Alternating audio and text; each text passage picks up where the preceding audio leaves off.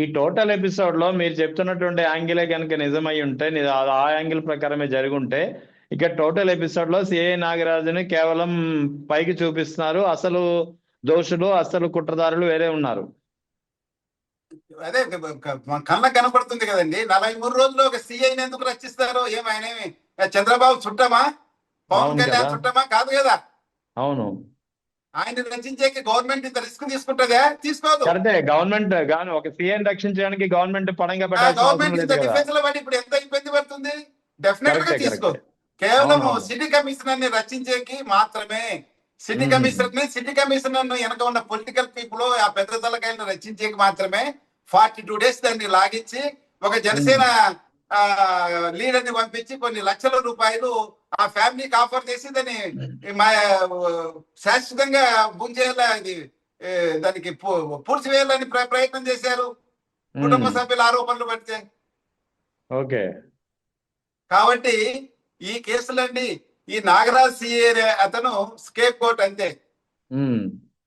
అతన్ని అనవసరంగా అతన్ని ఇరికించి అతన్ని జైలు పాలు చేస్తున్నారు కానీ, అతన్ని ఇబ్బంది పెడుతున్నారు కానీ, అతను ముద్దాయిలు అతను ఏమన్నా ఉన్నాడు ఇప్పుడు ముద్దాయి నెంబర్ 1 నిజానికి లెక్కేస్తే కరెక్ట్ గా ఇన్వెస్టిగేట్ చేస్తే అతను ఏ 100వ ముద్దాయి అవుతాడు ఆ కేసులో. ఓకే, అంటే చాలా మంది ఉన్నారు. ఎందుకంటే మార్కాపురంలో లిఫ్ట్ చేసిన వాళ్ళు, మార్కాపురంలో లిఫ్ట్ చేయమని ఇన్స్ట్రక్షన్ ఇచ్చిన ఆఫీసర్స్, ఇక్కడ లాడ్జికి తీసిపోయిన వాళ్ళు, కొట్టే వాళ్ళు, జీప్ డ్రైవర్లు, హోమ్ గార్డ్స్ చాలా మంది ఉన్నారు. శవాన్ని తరలించిన వాళ్ళు, కాల్చిన వాళ్ళు, బూడిద చేసిన వాళ్ళు, తర్వాత అనాథ శవమని సర్టిఫికేట్ చేసిన వాళ్ళు, పర్మిషన్ ఇచ్చిన వాళ్ళు చాలా మంది ఉన్నారు దీంట్లో. వాళ్ళందరూ ముద్దాయిన తర్వాత వస్తాడు ఇతను నాగరాజు.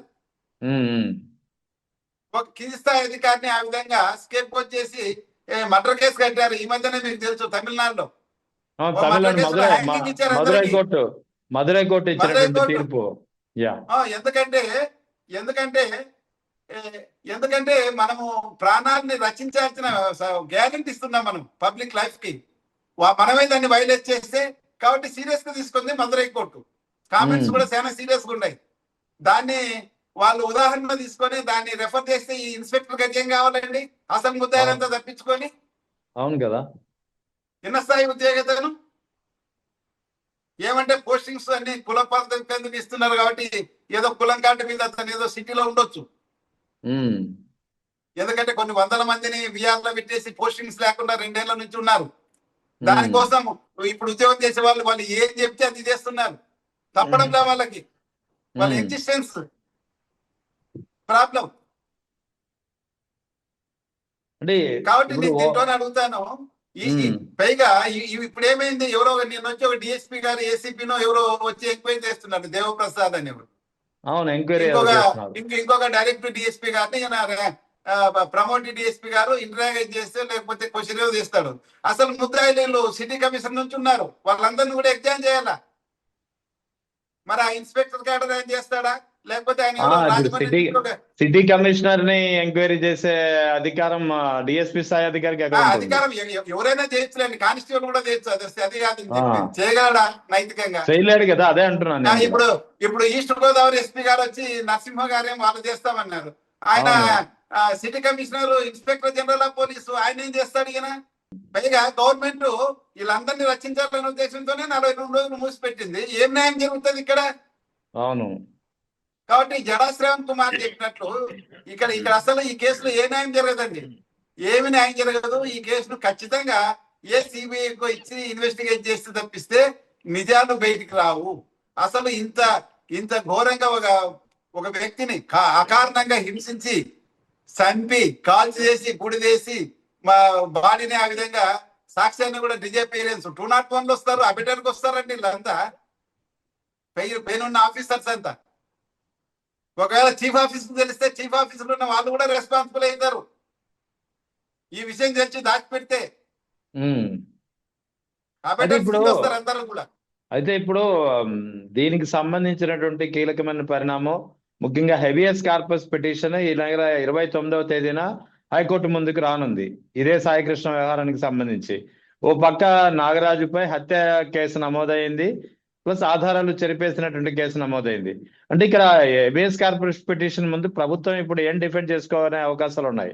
ప్రభుత్వం ఏం డిఫెండ్ చేసుకుంటుందో మరి లీగల్ గా ఎలా ఉంటుందో నాకు తెలియదు, కానీ ఏ, ఆ, సాయి కృష్ణ వాళ్ళ మదరు వాళ్ళని బంధువుల్ని పిలిచి చంద్రబాబు నాయుడు గారు ఏదో పంచాయతీ చేసినట్లున్నారు. ఏదో రాజీ కుదిరింది అనే చంద్రబాబు మాట నాయుడు అయితే వినిపిస్తుంది పవన్ నిన్నటి కళ్యాణ్ నుంచి. మాకు అన్ని రకాల న్యాయం చేసినారని చెప్పారు కాబట్టి మరి వాళ్ళు ఏమన్నా హేబియస్ కార్పస్ పిటిషన్ ఉపసంహరించుకుంటారేమో. మరి ఓకే, కోర్టు ఏ రైట్. విధంగా రెస్పాండ్ అవుతుంది ఇంత ఇష్యూ అయినాక? ఈ మధ్య కాలంలో అట్లా కేసులు ఉపసంహరించుకుంటూ కూడా కోర్టులు అప్రూవ్ చేస్తున్నాయి. మరి హైకోర్టు ఏ విధంగా రెస్పాండ్ అవుతుంది ఒకవేళ వీళ్ళు ఉపసంహరించుకోవాలంటే? అవును.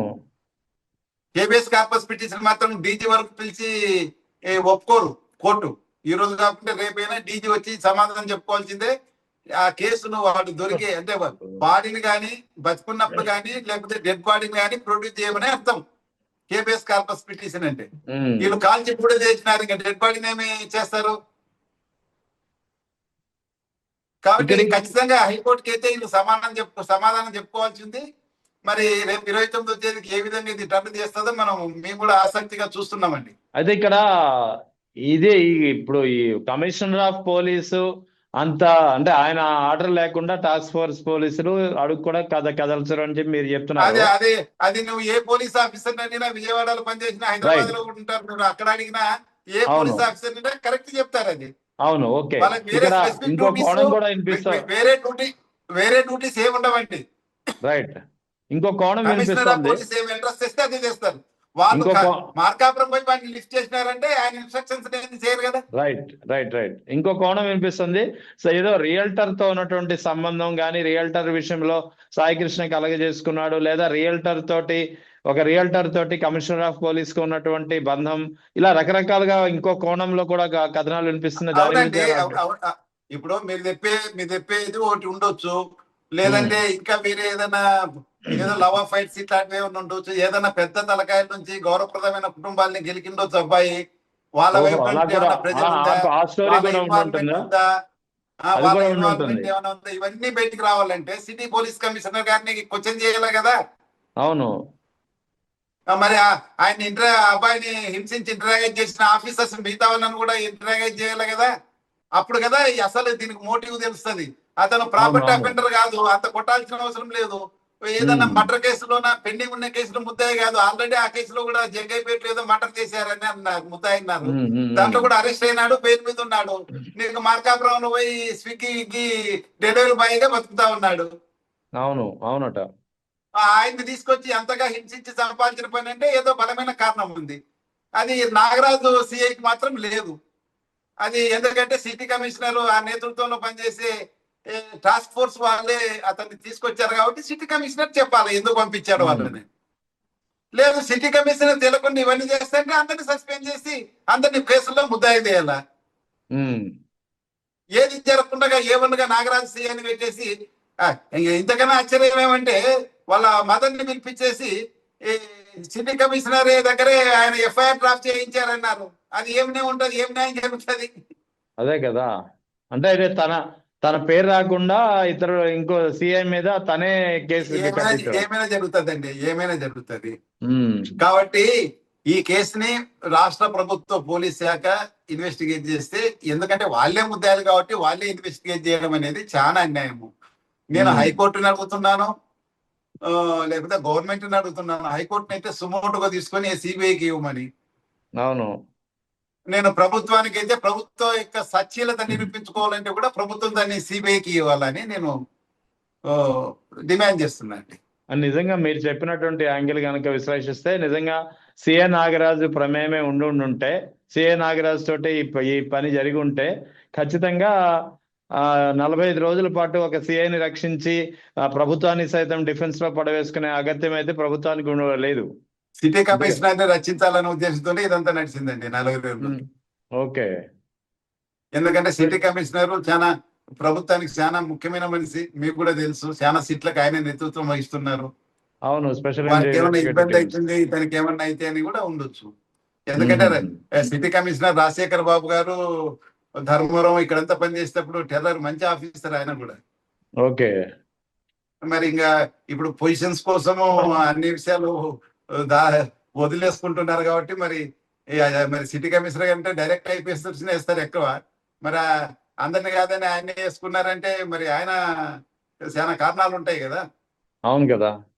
వారిని రక్షించాలనే ఉద్దేశంతోనే 42 రోజులు ఎందుకంటే డే 1 నుంచి తెలుసు అతన్ని కస్టడీకి తీసుకున్నప్పుడు లాకప్ డిఎస్ఆర్లోనే తెలుస్తుంటది అతను ఎక్కడ ఉన్నాడు ఏం కథ అని. ఆయన చనిపోయిన రోజు కూడా తెలుసు, ఆయన ఏ విధంగా మాయం చేసినారు అనేది కూడా అందరి పేరున్న ఆఫీసర్లకు తెలుసు. అన్ని తెలిసి ఇన్ని రోజులు దాచిపెట్టేసి ఇప్పుడు కేవలం తూతు మంత్రంగా ఇన్స్పెక్టర్ మీద కేసు రిజిస్టర్ చేసి ఇన్స్పెక్టర్ ని బలి పశువు చేస్తారంటే అది అంత సమర్థించదగ్గ విషయం కాదండి. దాని వెనక అతన్ని ఎవరెవరు హింసించినారో వాళ్ళందరూ కూడా ముద్దాయిలే వాళ్ళ కనీసం. అవును. సో ఈ టోటల్ జడశ్రవణ గారు దీంట్లో లోతుగా చూస్తున్నారు. వారు నెక్స్ట్ వీడియో ఇది నెక్స్ట్ ప్రెస్ మీట్ పెడతామన్నారు. అంతవరకు కూడా మనం వెయిట్ చేస్తాం. కానీ అంత లోపల దీన్ని సిబిఐకి ఇచ్చి గవర్నమెంట్ తన సచ్చీలతను నిరూపించుకోవాలని మనం కోరుకుంటాం.